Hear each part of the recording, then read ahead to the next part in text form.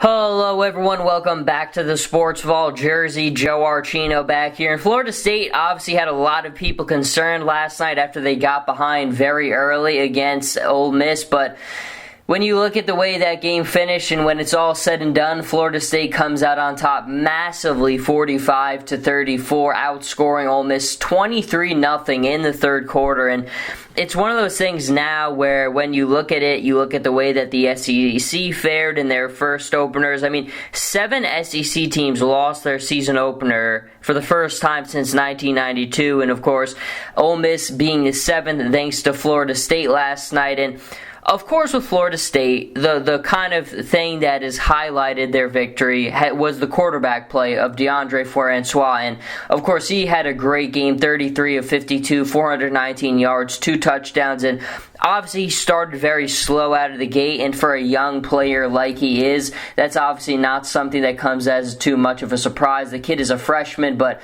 he just had that mobility and that ability to throw the football down the field there, and he just had such a great understanding as the game went on of what was needed of him and what he had to do. Jameis Winston was on the sideline. He was talking to him a lot of times during the game, of course offering him encouragement, but it's one of those things where you look at Texas with Shane Boucher, you look at now Florida State with a guy like Deondre Francois, even Alabama with what we've seen from Hurts. You're seeing all these young quarterbacks thrown right into the fold, and they just have this ability where they're unfazed. And I think this is kind of starting a new trend that we're seeing. I mean, you look at all these SEC teams that have lost. You look at Auburn, uncertainty at quarterback. LSU, uncertainty at quarterback. Mizzou, Kentucky, Vanderbilt. Ole Miss probably the only one out of the bunch of the 7 that lost that probably has a certain degree of certainty at quarterback.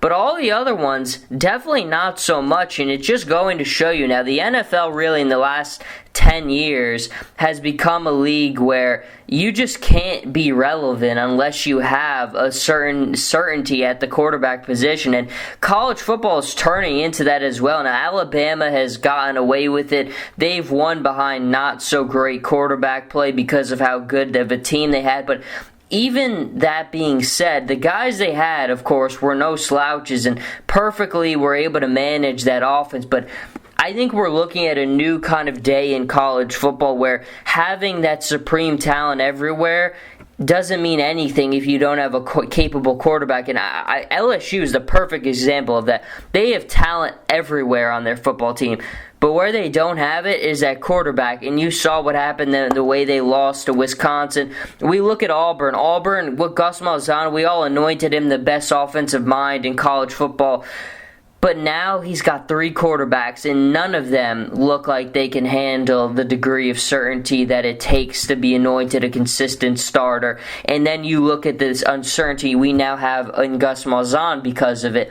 It is changing in college football, and it really is becoming who can get that young stud quarterback in there early and build off of that. And I think with Florida State, Sean McGuire is a guy with some veteran experience, but he's been dealing with those injuries, and then Francois got the start because of him. And I think you look at the game that he had, and Jimbo Fisher, of course, has to have liked what he saw, and we all have to like what we saw from him. But even in Chad Kelly, he had the 4 touchdowns. The 3 interceptions, though, I mean, that's certainly the thing that hurt him last year, and you want to see the progression, and you could see the progression in Chad Kelly. He made a lot of really, really good throws early in the game, but Ole Miss just fell apart in this one, and Ole Miss, it's an interesting season for them because we all know the investigation that is looming over them. I think Laramie Tunzel before draft night was kind of the mirror image of what might be coming for this program, all the problems that are going to finally catch up to them. And it seems like it's been time coming in that investigation. I expect it to not hold the most pretty results for them. So this season for them could be a big distraction. But they do play Alabama in 2 weeks' time, and certainly that is a team that they've been able to have a pretty good deal of success against, and there's not many people who can say that against Nick Saban, but Ole Miss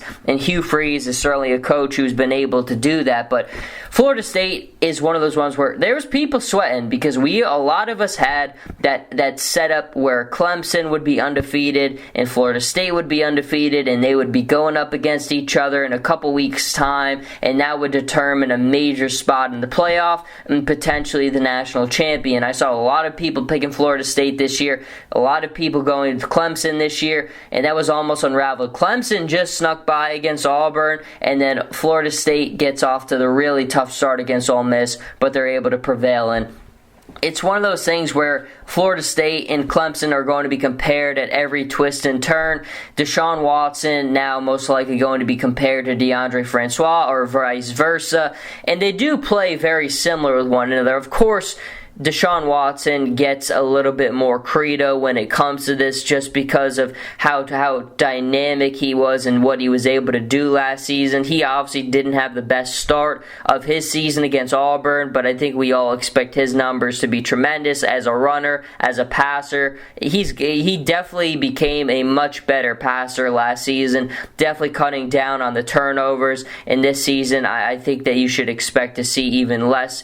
And he did throw that one pick against Auburn, but Auburn's defense did look much improved. And it'll be an exciting battle to see how the two of these go. I think you still have to give Clemson a little bit of a nod above Florida State, just because of the experience and the level of return starters that they return. And of course, the most important position for them is quarterback, and he's got a lot more experience than a guy like Francois does. But he showed a lot, and if there's anything that Jimbo Fisher has shown us, it's that he could take that young guy and just run all the way with him like he did with Jameis Winston, but there's certainly still a lot more football to be played. And until the next time, Jersey Joe Archino here with the Sports Vault. You can follow me on Twitter at Joe Archino and on Instagram, Jersey_Joe_Archino, and I'll catch everybody in the next episode.